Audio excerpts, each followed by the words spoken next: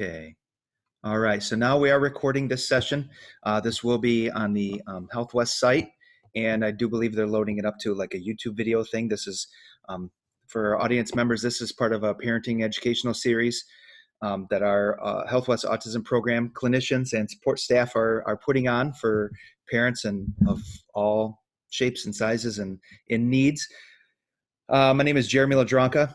I'm a BCBA at Health West, work in the autism program, and my co-presenter today is Miss Mindy Burza, who works down at, well, Mindy, introduce yourself, I guess. Sorry. Yeah, I also work in the autism program as a behavioral tech, but then I also work in a center-based school as a occupational therapy assistant. So. Thank you. And I think this is going to be really cool because, you know, we have Mindy's got a lot of expertise in school-based, you know, interventions, and where we in the autism program, you know, we use strictly ABA interventions. So this is, she's going to be able to share with you some of the things that they do in the schools and make some, you know, some things a little bit more real life, a little bit more applicable. So you get more of a general sense on how to understand issues, eating issues, how to understand things, and then where to go with those. Just as a disclaimer, you know, Mindy and I, we are not doctors, and we're not going to pretend to be. And one of the big, if we could have an asterisk going through every single slide we have here, it's just that if there are concerns regarding eating, we do highly encourage you to speak to your pediatrician or your family doctor. There's a lot of information online that's very easy to get to. However, if there is an underlying issue, there could be potential, you know, large behaviors that result from you, the parent, implementing an eating intervention without fully understanding the situation. So we do definitely encourage you to speak to your pediatrician. So without further ado, again, I'm Jeremy. This is Mindy. We're going to be going over common eating issues in children and adolescents. Okay, I'm going to start off with going over major eating issues that you would hear about if you know we were to ask. Mindy's going to go into more food selectivity, so that's going to come into the second half of the presentation, and then we're going to just follow up with common themes and common patterns. And as we deliver this information, I do highly encourage you to, you know, I may be giving you information on anorexia. But if I were to tell you some of the common symptoms and causes and some of the comorbid things that go along with it, you'll be able to see and maybe make some connections to even things as simple as children being highly selective and maybe some control issues there. There are some common themes and threads as you go through. So as a BCBA, and as some of my colleagues, I see Elizabeth's on here as well, you know, what we do before we implement any intervention is truly understand the problem. So look for those threads, look for those common things. And I think that's what hopefully you're able to take away the most from this presentation today. So we're going to start with anorexia nervosa. All this information I'm about to give you was obtained right from the Mayo Institute. And I also did look up WebMD. That's an easy to understand website. It's not fully, you know, I don't know, I wouldn't go there for every single thing that I would do, but you know, when compared to some of the other information. So that's where I get most of my information here. Okay. Anorexia predominantly is seen in mostly females, right? Of all cases of you know, individuals that have anorexia, there are only 5 to 15% that are actually male. And obviously my dog has joined the meeting today, so that's wonderful. Sorry about that. Just a moment.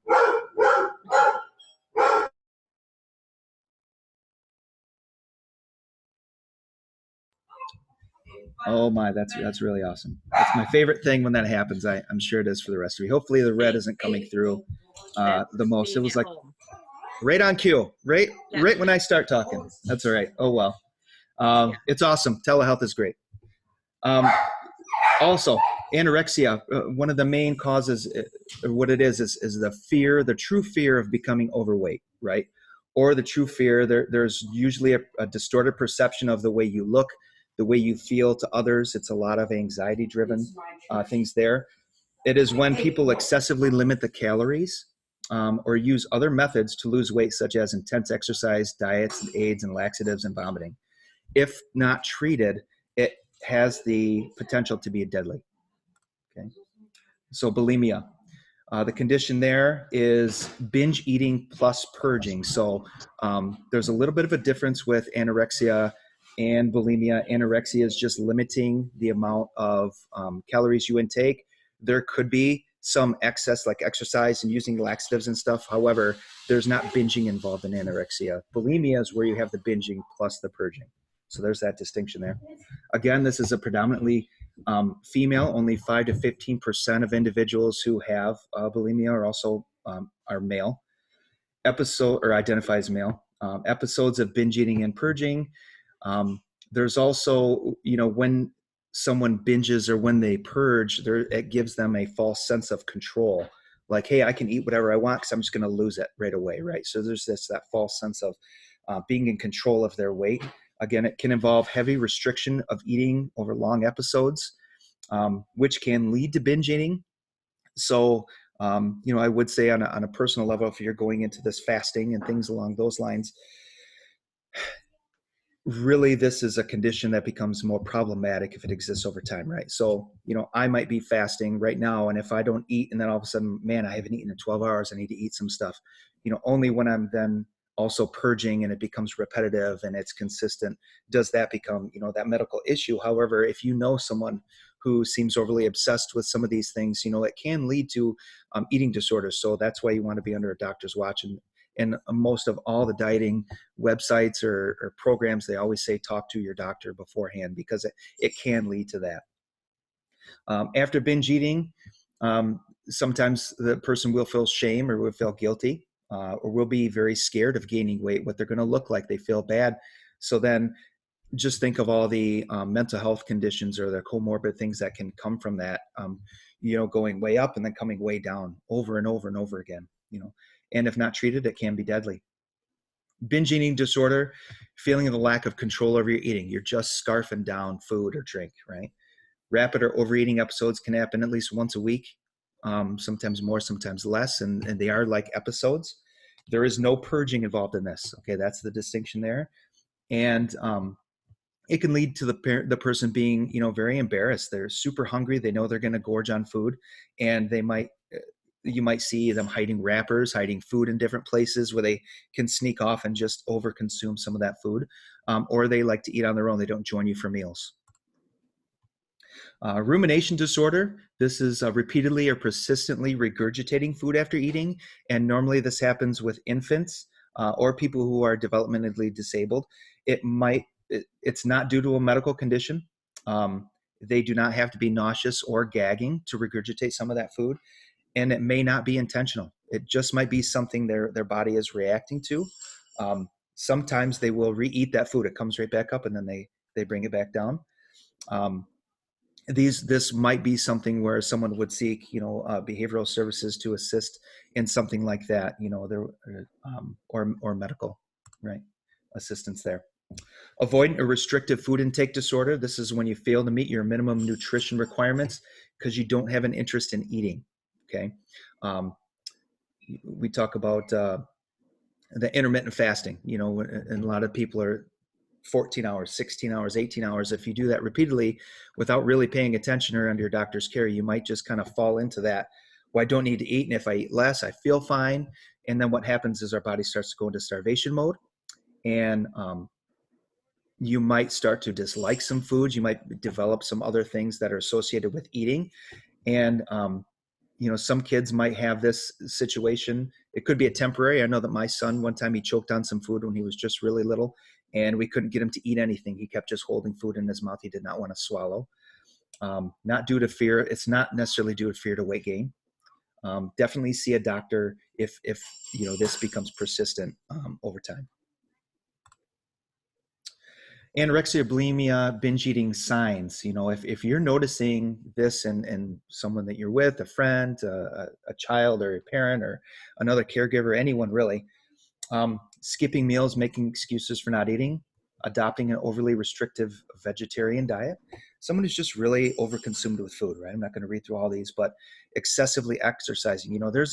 There is a difference between being driven and motivated to lose weight and to stay healthy, versus someone who's really painting food and nutrition in an extremely negative sense and almost becoming, overly obsessed with that can have some underlying things.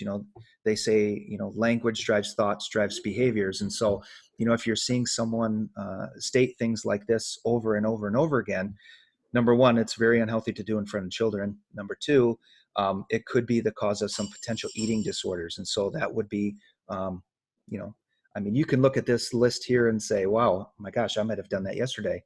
Or this last week, I've been obsessed. I read this book and, all that. But you do want to keep yourself in check as far as that goes.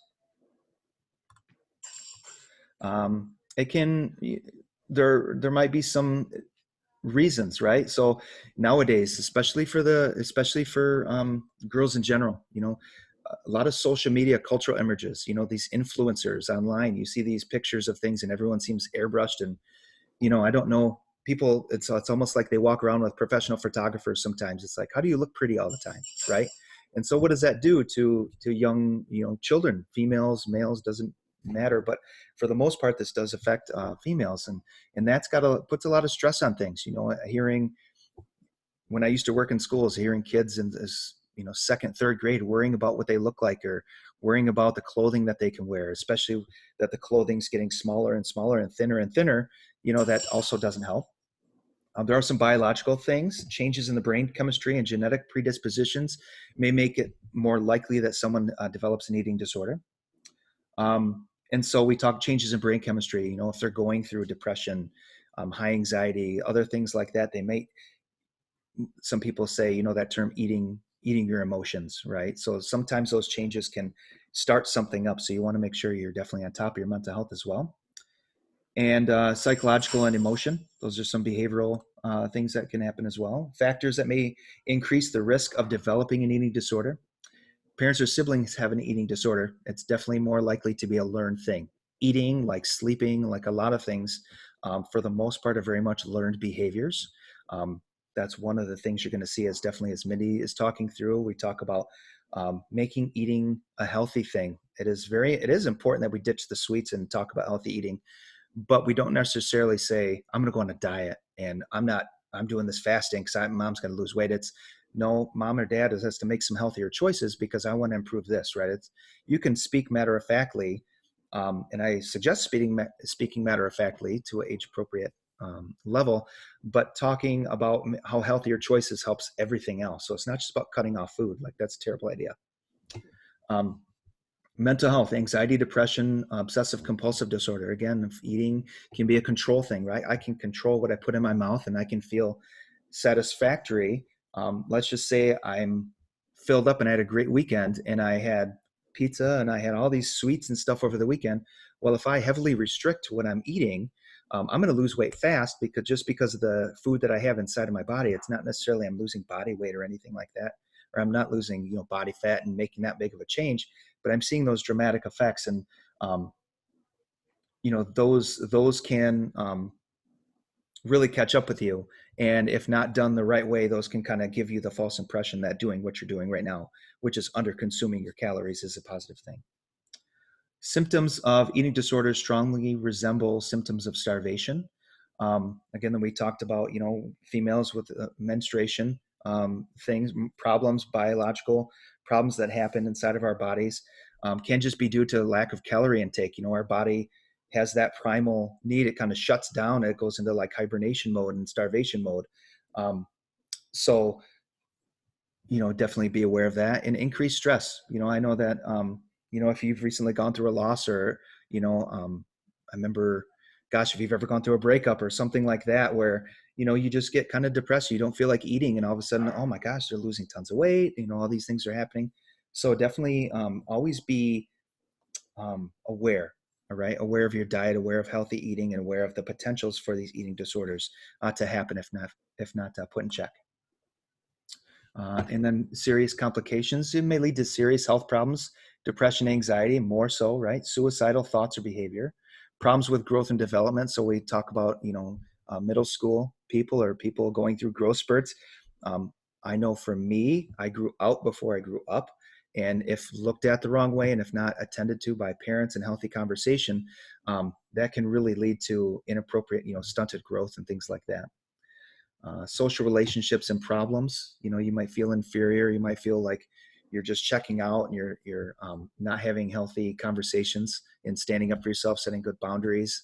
And then, your sense of self just overall. I mean, that is just so important. Substance use disorders, binging and things. You talk about drinking, kind of goes hand in hand if you're used to that control aspect, right? Work and school issues, and ultimately death. Seek medical advice. If you are really concerned about this or you're noticing something concerning in somebody else, seek medical advice. Go right to your doctor. If it's for your child, make sure that on all your well visits and checkups that you're mentioning things to the doctor. You can probably do that beforehand if you don't want to have that conversation in front of your son or daughter or your whoever you're caring for. But make sure that those conversations are had. I know for my kids, sounds better coming from the doc than it does from dad, right?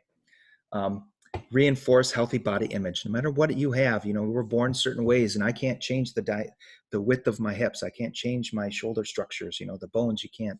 And some people are just made with um, less muscle, more muscle, right? So I don't necessarily myself, I wouldn't necessarily fit into your BMI chart the way somebody else would, like my neighbor would. So don't get overly consumed with things. Avoid judging, avoid criticizing yourself in front of your child. um, Avoid dieting or stressing in front of your child, right? Again, there's healthy ways to have those conversations. I'm making healthier choices versus, oh, I got to go on a diet, I'm just super fat, right? And eat meals together. That's the biggest thing. That has more collateral effect than just eating schedules, right? So being able to have social dialogue and being able to pick up on any concerns, right? If you'll never know anything bothering your son or daughter if you allow them to always be up in their room, if you allow them to take their food and go eat downstairs, if you're always, before you know it, you've gone a significant length of time without checking in with your family. But also you're modeling as you're eating, cutting into appropriate bites, chewing your food. You don't have to like tell them as you're doing it, but you're able to model all that healthy behavior. And be open to them about social pressures. Educate yourself. I would say when I started with my children, every neighbor and every friend's got the advice. Well, just this is the only thing available, and if they don't like it, tough luck. Yeah, for the most part, that may work, right? And that may work for you in the long run, but there's more involved here. Um, I have seen a lot of times where you come into control issues, and then all of a sudden it's like, you can't make me eat, right? I can't make a kid eat, can't make them say something.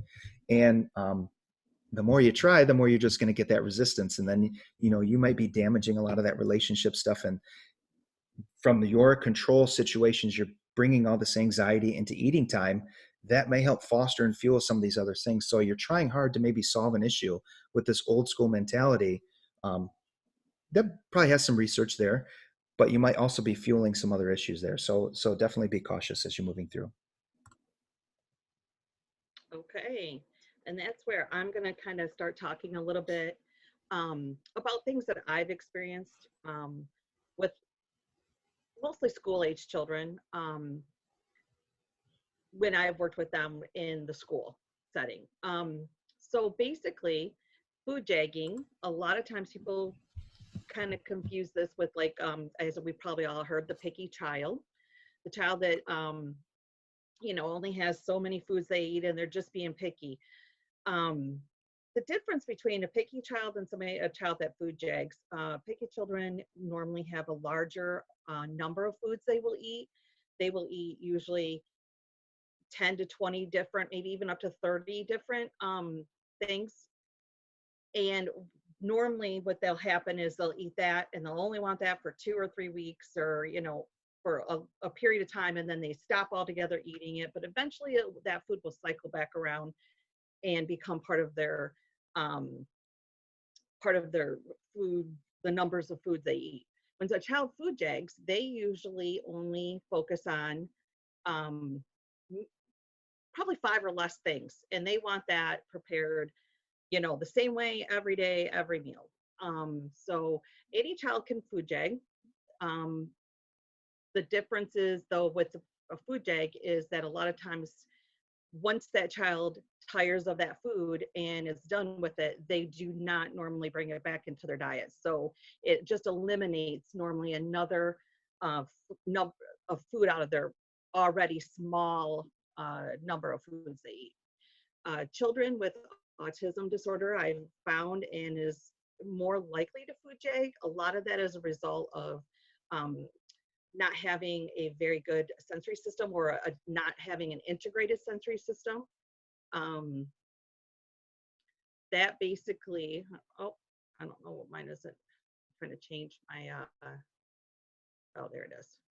Yeah, okay, there we go, sorry. That just basically means that your sensory system is the way that your nervous system and your brain um, processes sensory input.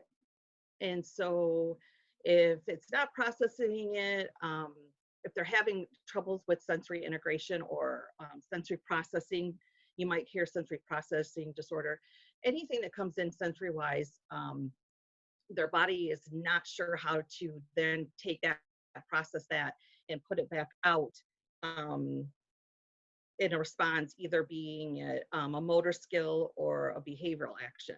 So when they have their certain foods they eat, their body already knows how that's going to taste. They already know how that's going to smell, how it's going to, the color, the look, everything. So when you present them with something different or something that they're not already used to all the way that how that's going to process with them, they're just going to avoid it. They don't want anything to do with it because they don't want to have to deal with trying to process that new food. So some potential consequences of food jagging would be, again, as Jeremy said, probably with all the other ones, you're just not getting the nutrients that is needed for good health, especially if the foods that they, the few foods that they have in their diet are not always nutritional, and they choose, the same old three things. That's not giving them good nutrition. Again, eventually they may eliminate that desired food just because they tire of eating it every day. And then eventually they'll probably decrease the number of foods that the child will eat. So we don't want them to get to the point of not having enough choices. So ways to decrease it is, again, like Jeremy said, be a good example. Eat a lot of varieties of food. Make a lot of different varieties of food at their disposal. Involve children with meal prep. That is so important, and it's huge from a young age.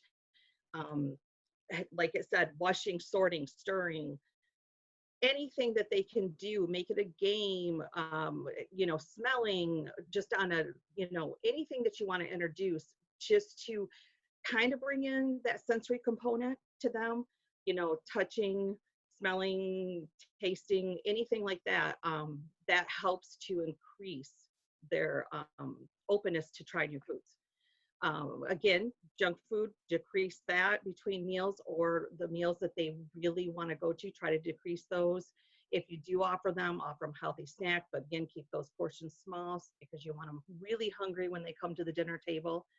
And again, back to the meal prep, serve foods with different colors and textures. And even if we get the kids just to, or the young adults, kids, just to interact with the food on some level, you're opening up that door to possibly trying new foods.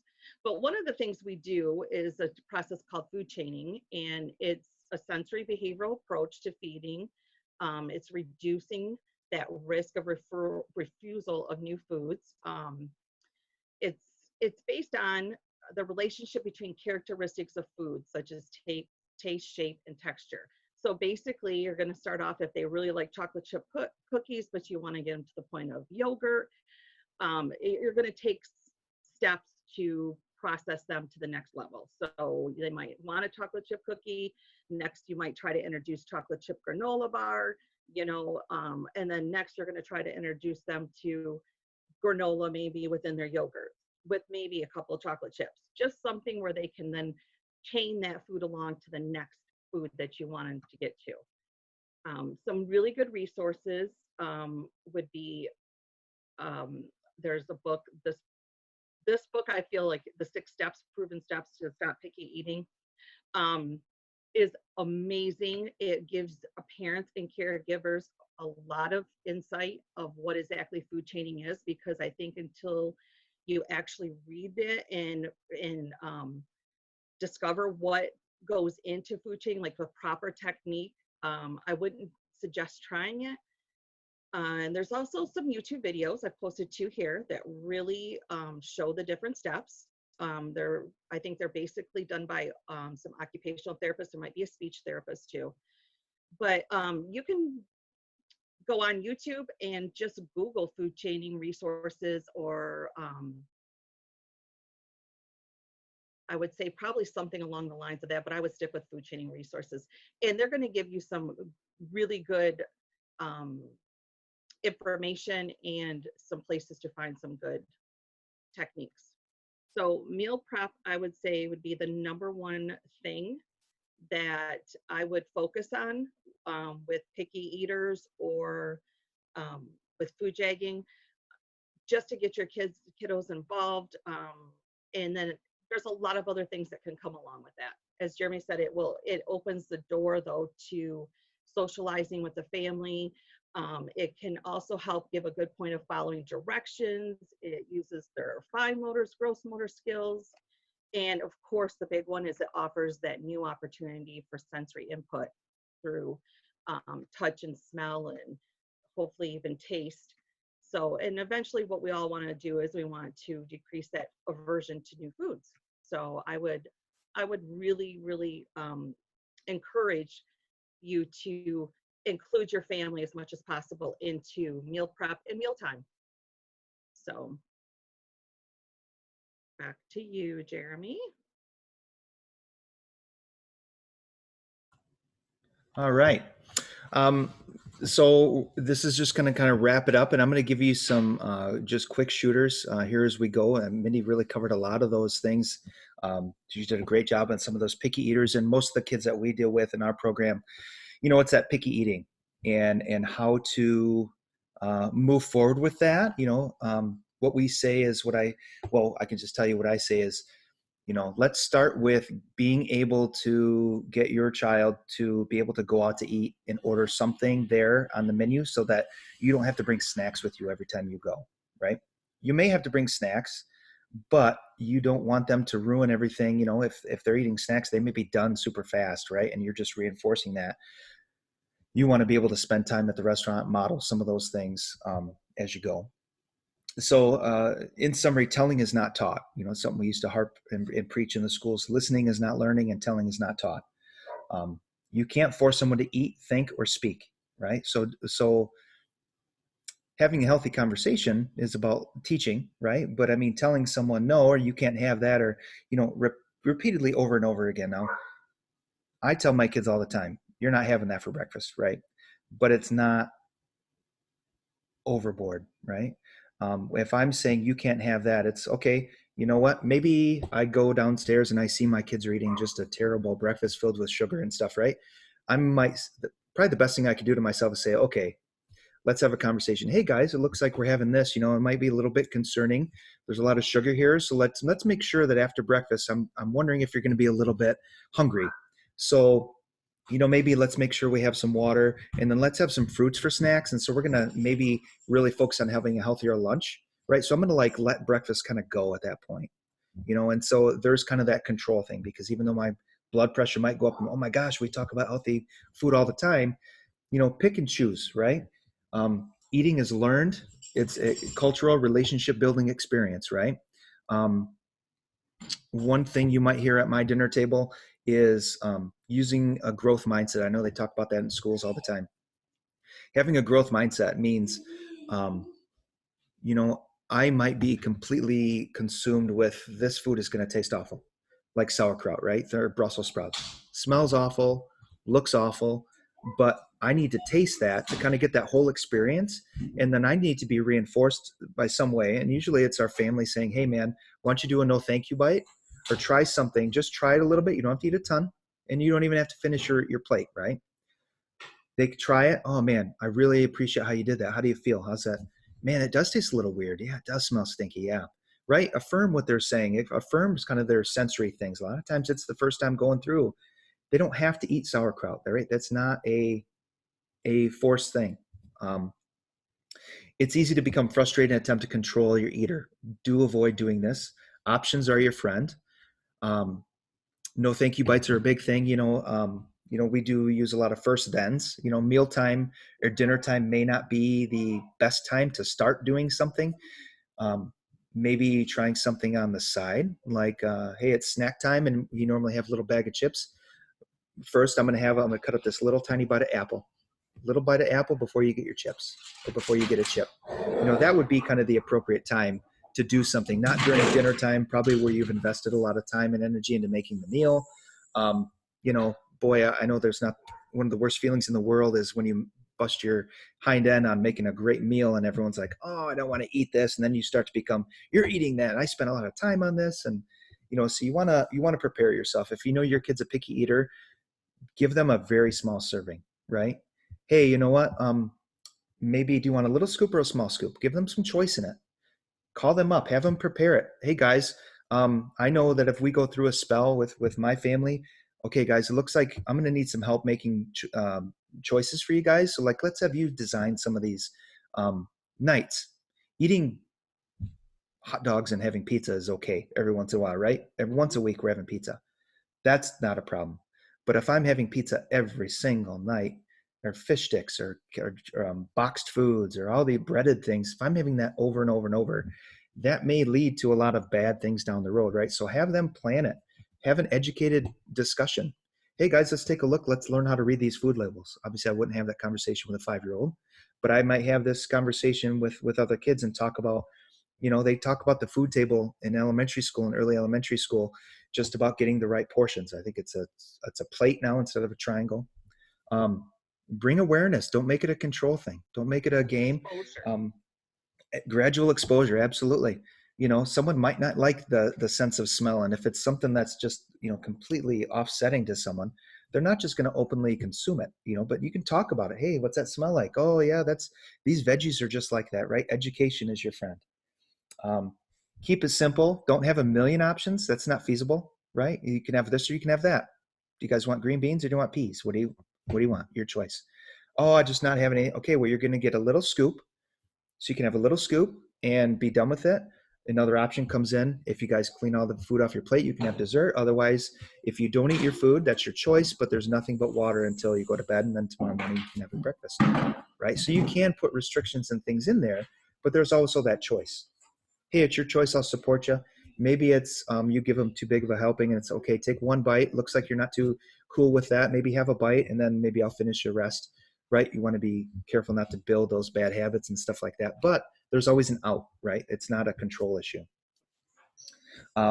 Eating programs and skills can help articulation as well. I was looking at listening to a podcast and they talked about getting away from the sippy cups and straws, especially with younger kids, because that can really do a number on your dental, on a lot of like your muscular things. So if you're also working on articulation with your child, as long as they have those motor skills, really work on being able to drink out of the cup. Work on consumption and those things that can help the overall oral motor and muscular stuff there.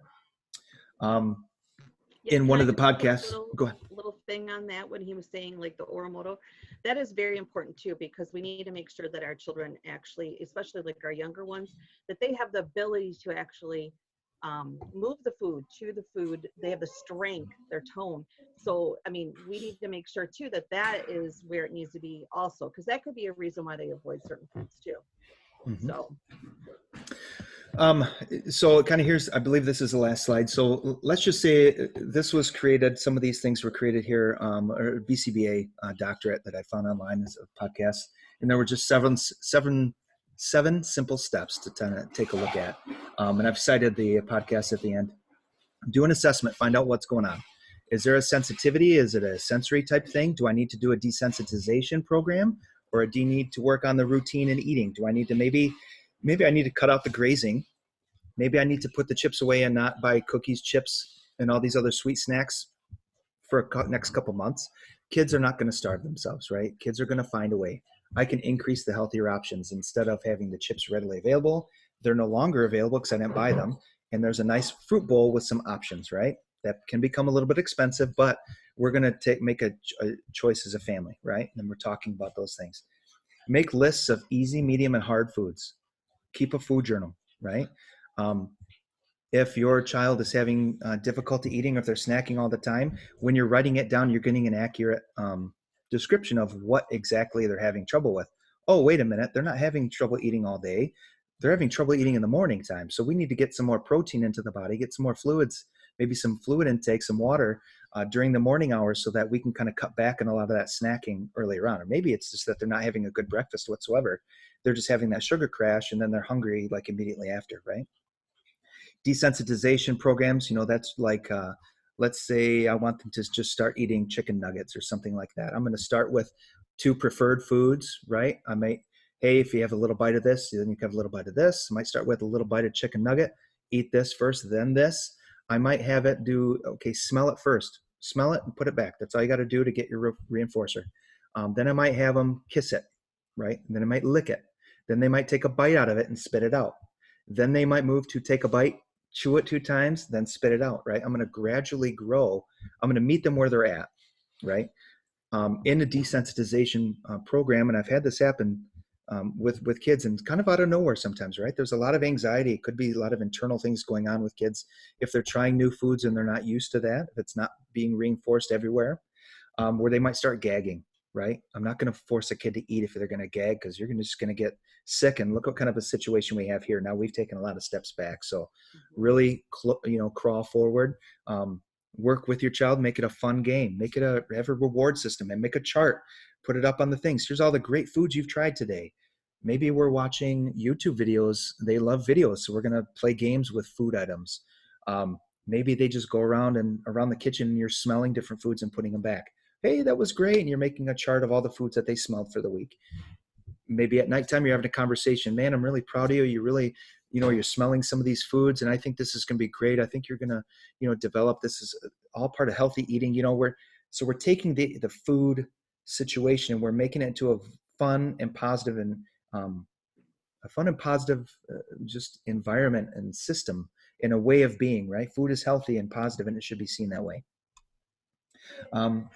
Changing snacks and meals to be as nutritious as possible. We talked about that. You need to be a good role model, right? If I'm snacking on Taco Bell all the time and I come home and I tell the kids they're not eating very well, that's not being a good role model, and it's not going to take too long for them to call you out on that. Water only throughout the day. Decrease the juice, right? Juice, it's better than pop sometimes, right? Sometimes pops have, different things in them, and sometimes these juices are getting a little bit crazy nowadays. But water some of the juice down if you're trying to fade the juice out. Don't just abruptly cut it off. But drink a lot of water, right? You drink a lot of water. That does a lot for the chemicals inside the brain, kind of alerts the body what they want to eat. So you want to be fighting, on a healthier stomach, but you also want your kids to be hungry during mealtime, right? If they're full up in snacks and it's time for food, not only are they going to be highly selective, but they're not going to want to eat a lot anyways. It just leads to a lot of frustration, right? Get rid of containers. So if I'm switching out, I just had this the other week, Cinnamon Toast Crunch with like the bulk Cinnamon Toast Crunch version, right? I'm going to get rid of that container. So if my son, who loves regular Cinnamon Toast Crunch, sees that it's not the box, he might not throw a fit because it's not Cinnamon Toast Crunch. And before he even tries the new brand, it's not Cinnamon Toast Crunch. It's not the same. I'm not eating it.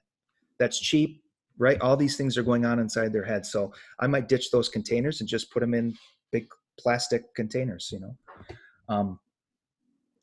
and get to an open cup as soon as possible. That was tip number 7. So here's some of the resources. Again, Mindy had some on her slides, and this slideshow will be available on the Health West website. And these are some of the places that I went to get some of my information. There's a ton of stuff out there. Definitely do your research, talk to your doctor, get to reputable sources. There's a million different things on eating out there. Make sure you're on the right one, and know your children, and make it a positive experience.